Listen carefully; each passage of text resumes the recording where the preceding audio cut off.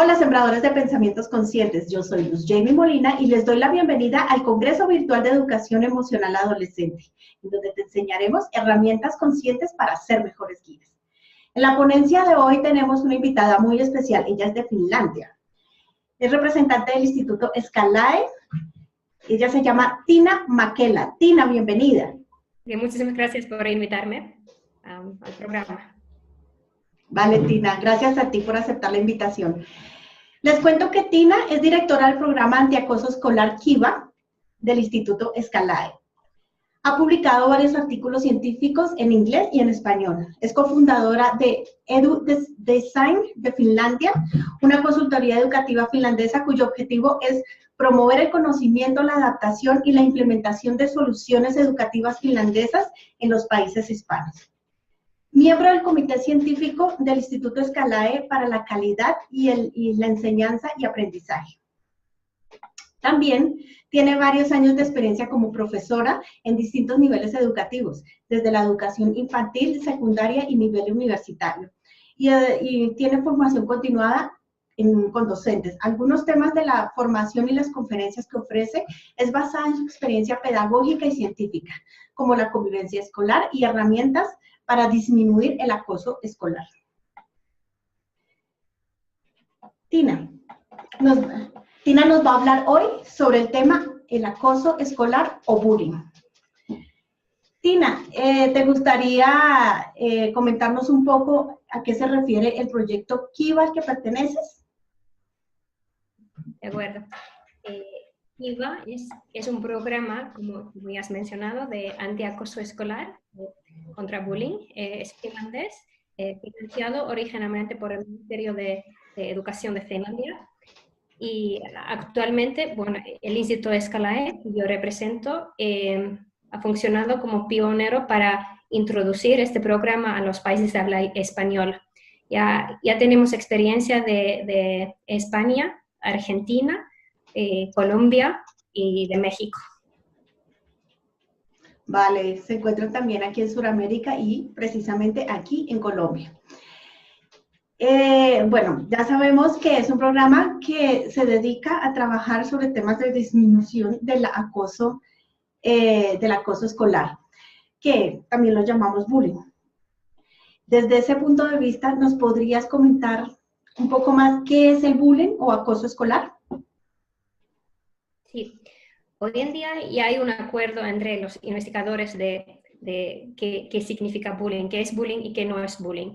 Y normalmente cuando definimos bullying o acoso escolar, hablamos de tres componentes. Para bullying es algo que alguien está haciendo daño de manera intencional. Entonces nunca es sin querer o un accidente. Entonces es intencional, primero. En segundo lugar, es algo que se repite. Entonces no es solo una incidencia y ya no pasa nada, sino es varias veces. También puede ser una amenaza de repetición. Entonces hay cierta repetición en esta acción. Y luego, el tercer punto es que hay cierta diferencia de poder. Entonces, quien acosa tiene más poder y está como abusando su poder hacia más vulnerables. Entonces, en este sentido, no es lo mismo que, por ejemplo, conflicto. El conflicto es entre iguales.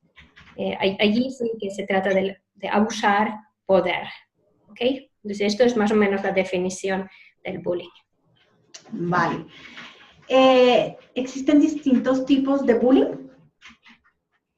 Sí, sí que existe. En realidad, el acoso verbal es lo más común, por ejemplo, los insultos o usar palabras para vulnerar a otras personas. Acoso físico, atacar físicamente es obviamente algo más visible, fácil de identificar. Luego hablamos por ejemplo, de acoso material, que sería romper o robar las cosas de los demás. Hay acoso relacional, que es a lo mejor más invisible. Por ejemplo, exclusión social sería este tipo de acoso más invisible. Pues también hablamos de acoso sexual. Luego, pues hoy en día se habla mucho de acoso virtual o cyberbullying. Cyberbullying puede ser verbal, relacional, sexual.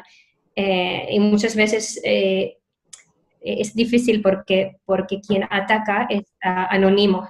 Entonces es una de las maneras de actuar muy difícil de enfrentar. Pero lo que tienen todos estos tipos de acoso en común es que hay esta intencionalidad, hay repetición y hay una diferencia de poder. En este sentido, todos refieren al mismo fenómeno del acoso. Vale. ¿Tú nos podrías contar qué tipo de factores generan que un chico tenga este tipo de comportamiento violento? Nosotros en Kiva no nos gusta etiquetar personas, porque cada persona tiene su propia historia. Por ejemplo, podemos decir que una persona que hace bullying puede ser de una familia normal, que no hay ninguna otra cosa. Normalmente la razón porque los jóvenes hacen bullying es que quieren poder y les gusta, por ejemplo, tener un estatus elevado en un grupo y dan cuenta que acosando a los demás, de alguna manera reciben más poder. Entonces, en realidad, es de lo que ya he dicho, abuso de poder es lo que está allí como una de las motivaciones. Y lamentablemente sabemos que en esta sociedad los adultos también abusan del poder. Entonces, tiene que ver con este fenómeno. Sí, en eso tienes mucha razón. Tina, ¿tú nos podrías de pronto exponer qué tipo de niños o niñas son los que están más expuestos a este tipo de acoso escolar? Sí, refieres a posibles víctimas, ¿verdad? Sí, ajá, víctimas. Bueno, aquí lo mismo que lo que ya he mencionado, que no nos gusta etiquetar a nadie. Los casos son diferentes y el acoso escolar es un fenómeno grupal. Es decir, que puede ser que en un grupo yo estoy totalmente bien y en otro grupo soy víctima del acoso. Pero otra vez lo que tienen en común las víctimas es que tienen algo menos de poder. Entonces son más vulnerables de alguna manera en este grupo en particular. A lo mejor a veces les cuesta, tienen un poco menos de asertividad, es decir, no tienen capacidad o herramientas para responder de manera asertiva. No hablo de atacar, porque si tú atacas, en realidad estás creando un conflicto, pero puede ser que son más vulnerables en este sentido, que no saben cómo reaccionar ante estas situaciones de manera constructiva, obviamente. Claro, entiendo. Muchos niños o niñas que se dan cuenta que a su compañero lo están acosando, está siendo víctima de este tipo de maltrato. Pues obviamente para ellos es difícil también saber de qué manera pueden actuar. O sea, tal vez les gustaría ayudar a la persona que está siendo víctima, pero pues realmente se callan porque también pueden llegar a ser víctimas. Sí, correcto. ¿Cómo podrían actuar este tipo de chicos que están alrededor de este tema? Sí, gracias por mencionar esto, porque en Kiva justo trabajamos mucho para cambiar la actitud grupal contra el bullying. Entonces, es cierto lo que dices, que una persona, un individuo, le cuesta mucho defender a la víctima, pero si conseguimos tener un grupo que todos estamos contra el bullying, es mucho más fácil defender a la víctima en un grupo, obviamente, que una persona sola. También hablamos de que hay varias maneras de ayudar a la víctima. Bueno, siempre decimos que es importante contar a los adultos, porque no son cosas de los niños únicamente. Entonces hay que buscar la ayuda de los adultos. Pero incluso cosas pequeñas, por ejemplo, si tú has visto que alguien se ha convertido en víctima, y si tú vas después y dices, oh, he visto lo que pasa y no está bien, que yo te ayudo, esto ya consuela a la víctima. Porque muchas veces las víctimas, el recuerdo que tienen del acoso es que quedaron solos. Entonces, si todos aseguramos que nadie queda solo o sola en esta situación, ya estamos ayudando a la víctima. Ok, entiendo. ¿Cómo debe actuar un docente cuando se da cuenta que existe este tipo de situaciones en su plantel? Una persona sola también le cuesta actuar. Por eso es importante que hay un protocolo de acción en la escuela. También cada país tiene su legislatura, entonces no sé cómo está en Colombia, cómo está en México, pero es importante también mirar qué es lo que se pide desde el punto de vista legal. Pero es importante que la escuela tiene un protocolo ante estas situaciones y luego cada docente aplica este protocolo de acción. Ok. Pues te quería hacer una pregunta. Con respecto a las emociones de este tipo de chicos, tanto del agresor como el que es agredido, ¿tú podrías explicarnos qué tipo de emociones mueven en ellos este tipo de situaciones? Bueno, son situaciones, bueno, una de las cosas que muchas veces damos cuenta es que niegan todo, tanto las víctimas, porque es una situación dolorosa, muy emocional y tienen miedo, entonces muchas veces no les gusta tratar el tema. Por eso hay mucho bullying que nosotros los adultos ni sabemos, porque les da miedo. Y también, según nuestra experiencia, los que hacen bullying les cuesta mucho admitir que han actuado de esta manera. Sí, por eso, volviendo un poco al tema de los protocolos, es importante que entrevistamos todas las personas implicadas de manera individual. Es decir, que damos una oportunidad a la víctima de expresarse sus emociones sin, por ejemplo, tener que estar con sus bullies, ¿ok? Porque son situaciones y emociones pues muy delicadas. Entonces, nosotros también tenemos que actuar de manera muy inteligente para no crear unas situaciones incómodas. Sí, por supuesto. Es bien complejo. Bueno, cuando ustedes ya encuentran el problema, ¿nos pueden recomendar cómo podemos hablar con el agresor? Bueno, allí en las entrevistas con el agresor, en realidad hay dos técnicas. La manera confrontativa, de confrontación, se dice, ¿verdad? Y no confrontación. Y confrontamos el agresor, es hablar directamente, que sabemos que has actuado de esta manera y no lo vamos a tolerar.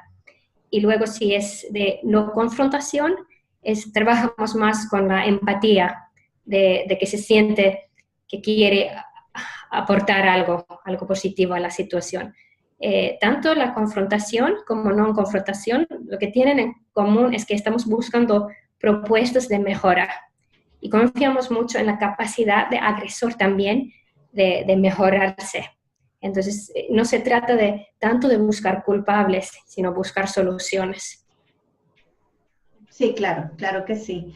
Bueno, y desde este punto de vista, ¿cómo podemos tratar a la víctima? Bueno, una de las cosas muy importantes cuando hablamos con la víctima es decir que el acoso nunca es su culpa.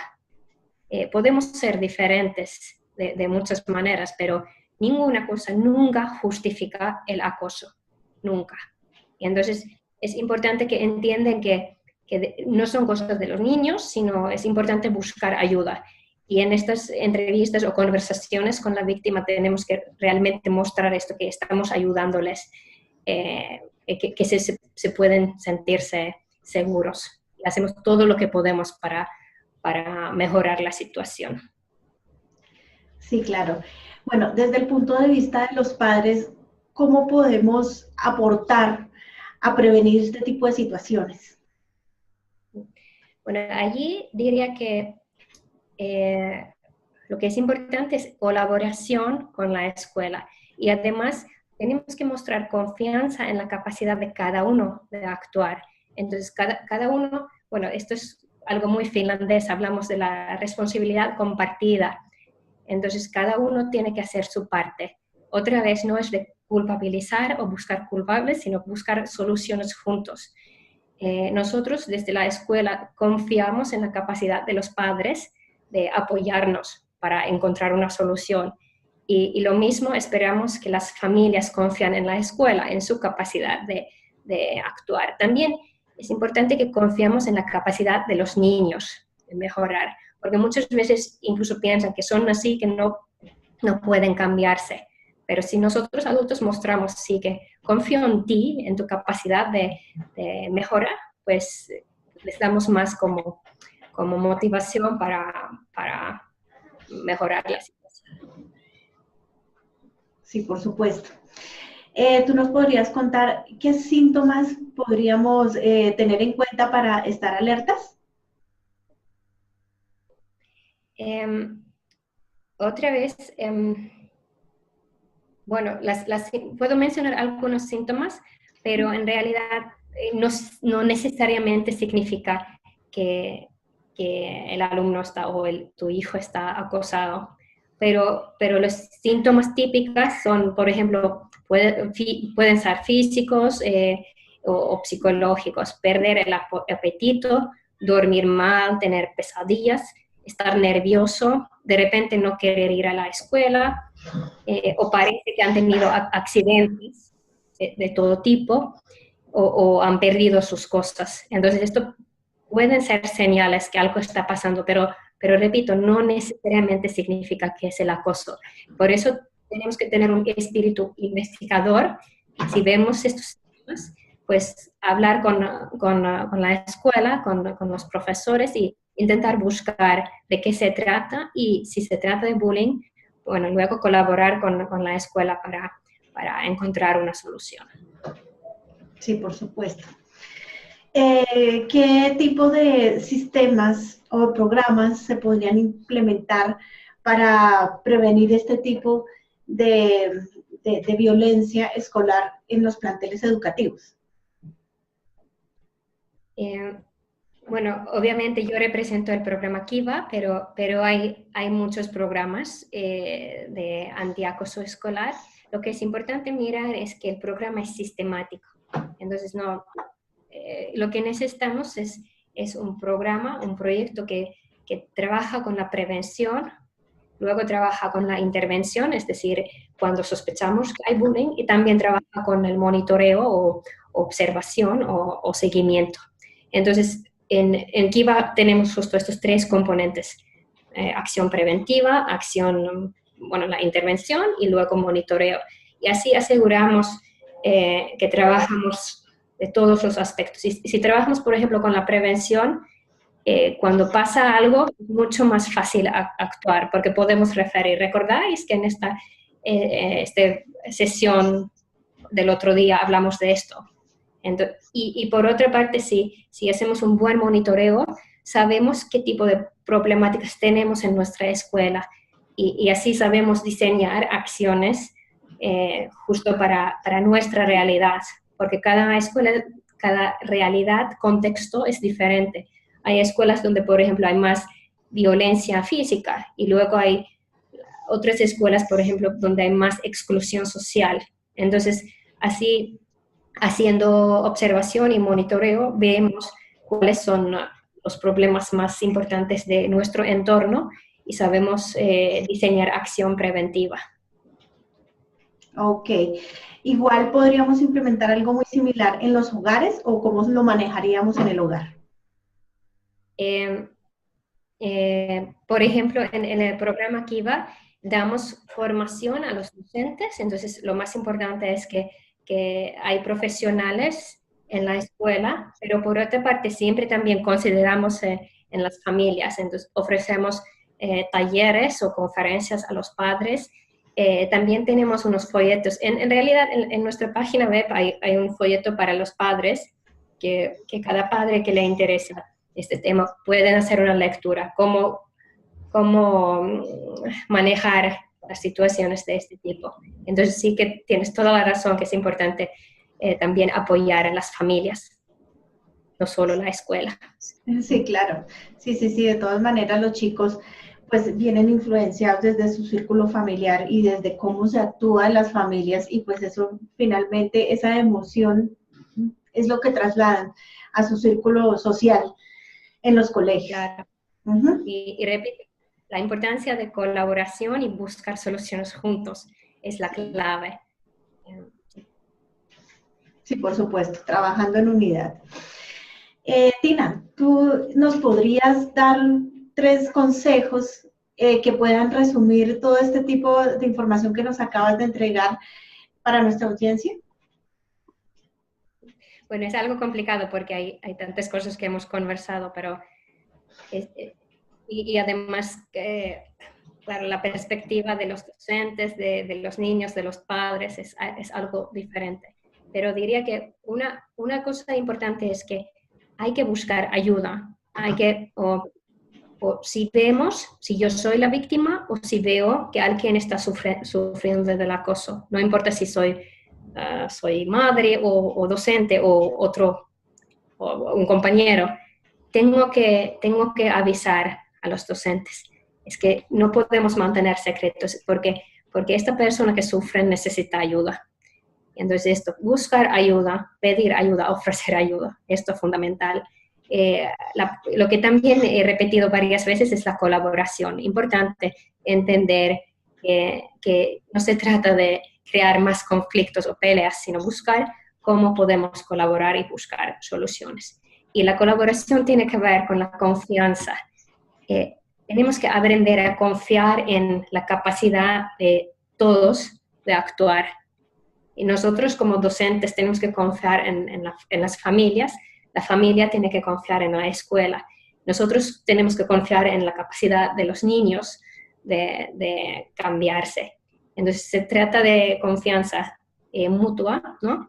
Y de esta manera, de alguna manera, estamos, ¿cómo se dice?, empoderando, ¿no? Otras personas a hacer este cambio. Entonces, buscar ayuda, colaborar y confiar en la capacidad de los demás. ¿Ok? Vale. Tina, muchísimas gracias. Si la audiencia quiere saber un poco más del proyecto y del instituto, ¿a dónde se pueden dirigir? En las páginas web del Instituto Escalae hay más información, ahí también hay datos de contacto y luego pues hay páginas web internacionales de Kiva también, donde hay más información, como, por ejemplo, como he dicho, este folleto para los padres. Entonces recomiendo hacer un vistazo en los materiales que allí también hay datos de contactos para contactarnos. Igual, debajo de este video podemos encontrar un link de las redes sociales y de la página del Instituto Escalae para que la audiencia, si quiere conocer más al respecto, se pueda comunicar y pueda tener un poco más de información.